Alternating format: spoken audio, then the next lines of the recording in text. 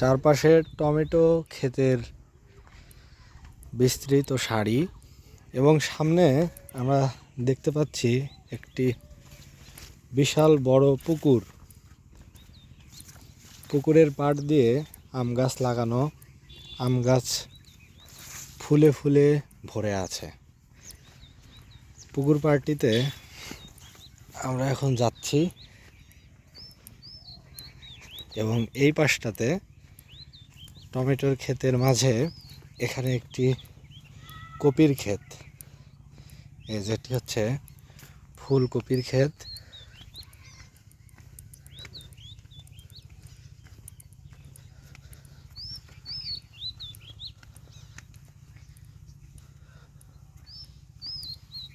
ফুলের মতো দেখতে, তাই এই কপিকে বলা হয় ফুলকপি।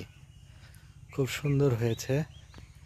চারপাশে টমেটো ক্ষেত, এই পাশে ফুলকপি। আর এই যে সামনে বিশাল বড় একটা পুকুর। পুকুরটি অনেক এলাকা জুড়ে বিস্তৃত, অনেকখানি জায়গা জুড়ে পুকুরটি বিস্তৃত। দেখতে ভীষণ সুন্দর পুকুরটি। পুকুর পাড়ে তেমন বড় কোনো গাছ নেই, আম গাছ আছে, আম গাছের সারি, আর আছে কিছু পেঁপে গাছ। শীতের সময়, তাই পুকুরে পানি এখন অল্প, অনেকটুকুই পানি শুকিয়ে গেছে। বেশ কয়েক বিঘা জমির উপরে এই পুকুরটি।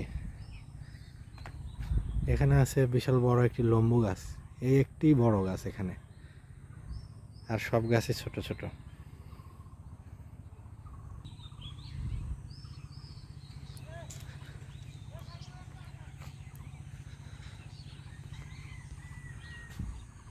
বিকেলবেলা পুকুর পাড়ে বসে থাকার আনন্দটাই অন্যরকম।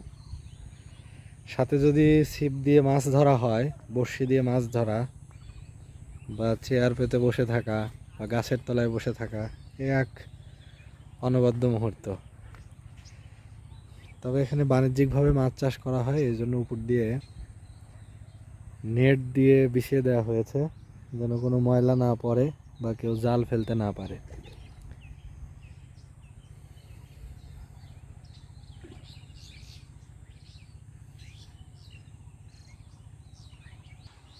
চারপাশে একদম মনোরম প্রাকৃতিক পরিবেশ। গাছে গাছে পাখির কলকাকলি, দূর থেকে ভেসে আসা শ্যালো মেশিনের শব্দ, পাওয়ার টিলারের আওয়াজ ইত্যাদি কানে আসে।